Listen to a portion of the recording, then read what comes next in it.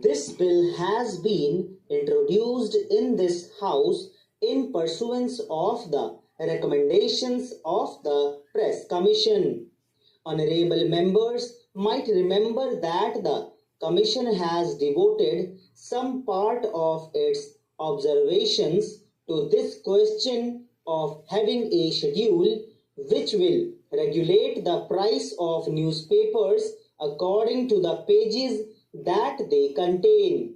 Some of the points that the Commission have made are relevant here and might help honorable members in considering the bill more carefully and also examining the grounds on which this recommendation has been so emphatically made by the Press Commission. The Commission says in para 205 that in the present newspaper industry of this country, papers of long standing which have been able to build up a large and stable volume of advertisement revenue are in a very advantageous position as compared to others who have just entered the field.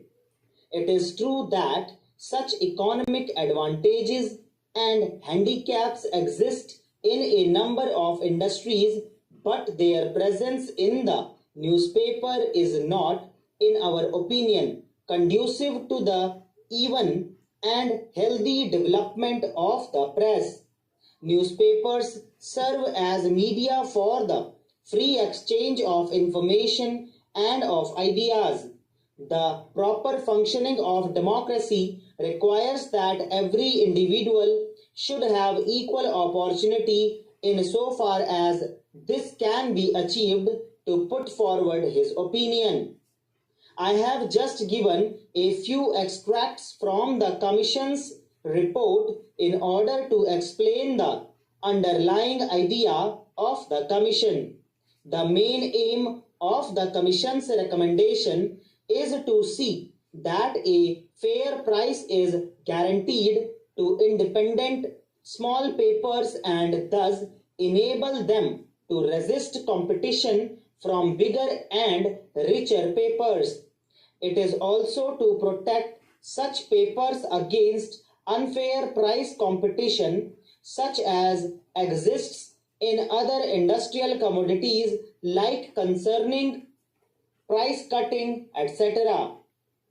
It is the Commission's contention that though such practices might be tolerated within a certain limit in other industries, it should not be so in the press industry where we have the medium of expression of public opinion and where cornering by a person or a group of persons of this medium would mean the passing of this medium into the hands of a few persons and their monopolizing the medium of public opinion and throttling the expression of opinion by others who would like to place their views before the public.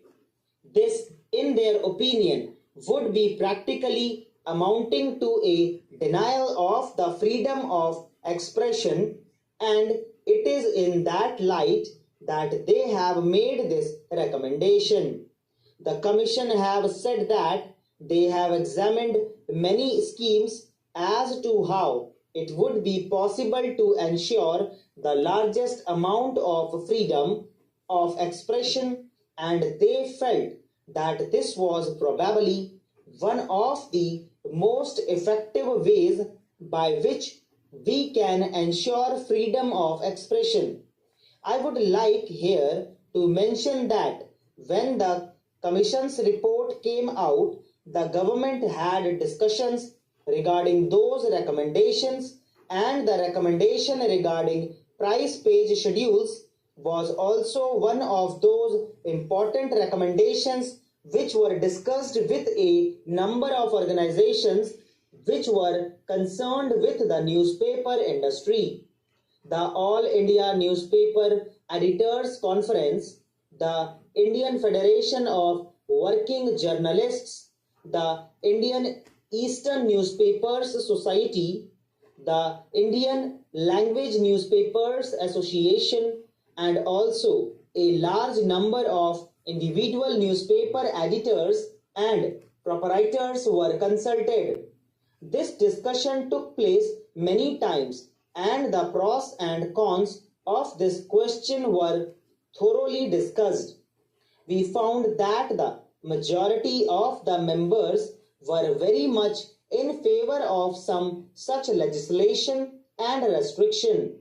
There is no doubt that some of the papers were against it, but that was to be expected. Afterwards came the debate in Parliament on the Press Commission's report, and government found that in the discussion in both the houses there was a very strong opinion, I would say a strong majority opinion, that some such legislation on the lines of the recommendations of the Press Commission should be undertaken by the government. Here, I would like to mention one or two things regarding the question of the price page schedule and the pros and cons of the advantages or disadvantages of a schedule. The points in favor of the schedule might be considered briefly. It will tend to equalize competition and also prevent the emergence of monopolies. Secondly, it will also relax the control of big advertising interests on newspapers, and in that sense generally make them more independent.